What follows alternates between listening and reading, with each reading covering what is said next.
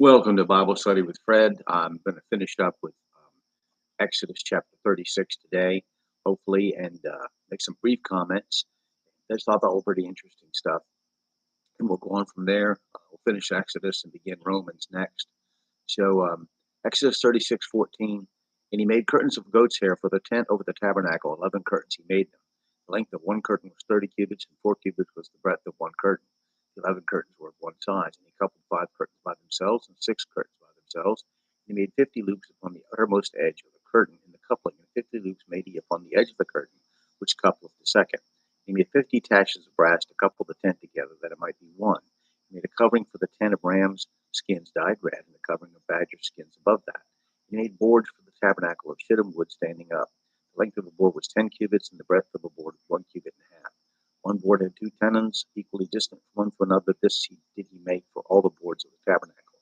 He made boards for the tabernacle, 20 boards for the south side southward, and 40 sockets of silver he made under the 20 boards. 2 sockets under one board for his 2 tenons, and 2 sockets under another board for his 2 tenons. For the other side of the tabernacle, which is toward the north corner, he made 20 boards, and there are 40 sockets of silver, 2 sockets under one board, and 2 sockets under another board. For the sides of the tabernacle westward he made 6 boards, and 2 boards made he for the corners of the tabernacle into 2 sides. They were coupled beneath and coupled together the head thereof to one ring. Thus did he do both of them in both of the corners. There were 8 boards, and their sockets were 16 sockets of silver, under every board 2 sockets. He made bars of shittim wood, 5 for the boards of one side of the tabernacle, and 5 bars for the boards of the other side of the tabernacle, and 5 bars for the boards of the tabernacle for the sides westward.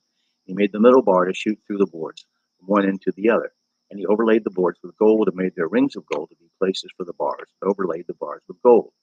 Now, that's up to verse 34. Now, notes made previously are relevant here. Goat's hair will be used for the curtain for the tent over the tabernacle.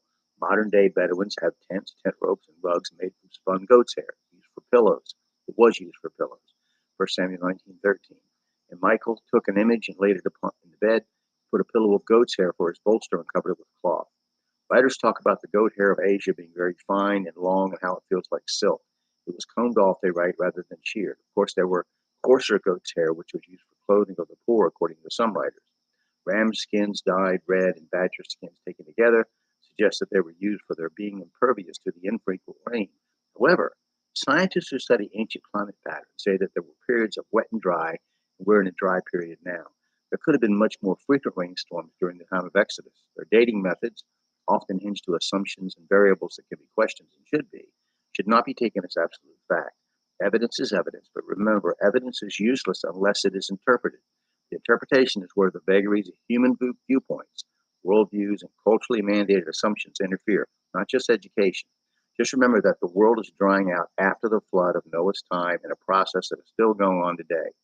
Now, shittim wood, according to Strong's Dictionary, would come from the acacia tree. The Ark of the Covenant will be made of this wood.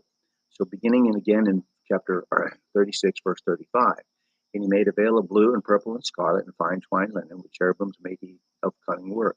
He made there unto 4 pillars of shittim wood, and overlaid them with gold, and their hooks were of gold, and cast for them 4 sockets of silver. He made a hanging for the tabernacle door of blue and purple and scarlet and fine twined linen of needlework, and the 5 pillars of it with their hooks, and he overlaid their chapiters and their fillets with gold, but their 5 sockets were of brass. Note here, the word veil is spelled with an A, while it is spelled elsewhere with an E.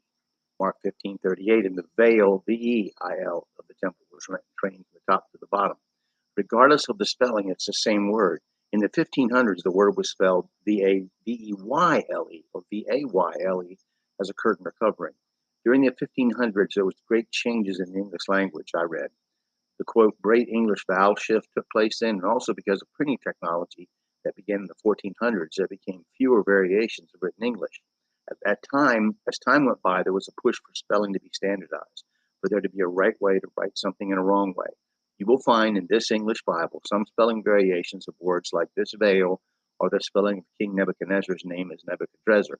I think that if you look at the number of times a word is spelled a certain way, you might see some deeper significance, but I don't put much credence in that, but although it can be very interesting.